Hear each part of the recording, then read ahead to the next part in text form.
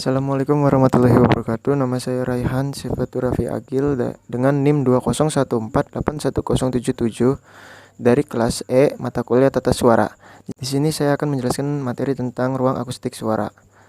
Pertama-tama saya akan menjelaskan pengertian dari akustik. Pengertian dari akustik adalah cara gelombang suara berinteraksi dengan ruang di sekitarnya.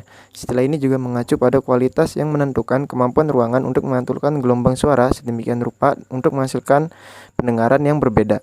Pada saat kita membuat suara apapun di sebuah ruangan, yang kita dengar sebenarnya adalah pantulan gelombang suara yang memantul dari dinding, lantai, dan langit-langit. Kualitas ruangan yang memantulkan suara yang dapat didengar disebut sebagai akustik ruangan. Lalu berikutnya ada faktor yang mempengaruhi ruang artistik suara. Banyak hal yang mendorong bagaimana gelombang suara berinteraksi dengan permukaan adalah apakah permukaan itu keras atau lunak. Semakin banyak permukaan keras yang ada di sebuah ruangan, maka semakin banyak gema yang akan terjadi. Dengan terlalu banyak gema, maka akan sulit untuk memahami suara yang kita dengar. Langit-langit tinggi.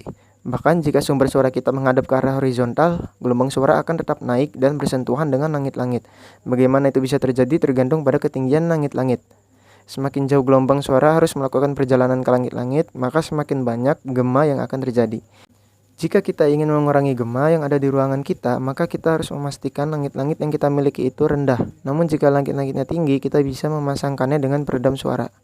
Lalu berikutnya adalah cara mendapatkan ruang akustik suara yang lebih baik. Setiap ruangan memiliki akustik suara yang berbeda dan memiliki permukaan-permukaan yang unik, sehingga perlu beberapa cara untuk mendapatkan ruang akustik suara sesuai dengan yang kita inginkan. Menurut pemahaman saya, ada beberapa cara atau teknik untuk mendapatkan ruang akustik suara yang lebih baik, yaitu pertama, difusi. Difusi mengacu pada proses penyebaran gelombang suara secara merata di seluruh ruangan.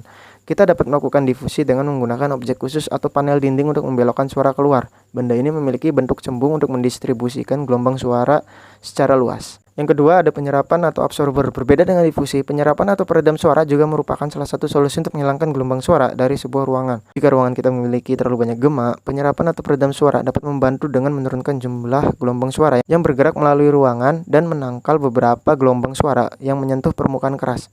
Peredam suara biasanya dipasang di dinding atau langit-langit, namun beberapa penyerapan atau peredam suara juga diletakkan di dalam dinding, memisahkan sisi dalam dan luar ruangan sehingga suara tidak bisa masuk. Penyerapan atau peredam suara terbuat dari bahan yang lembut, sehingga dapat menyerap gelombang suara yang mengenainya. Berikut adalah contoh video yang menerapkan fungsi penyerapan atau peredam suara atau absorber pada ruangan.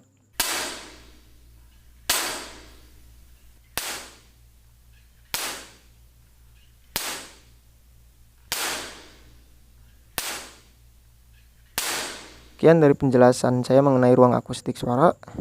Kurang lebihnya mohon maaf. Terima kasih. Wassalamualaikum warahmatullahi wabarakatuh.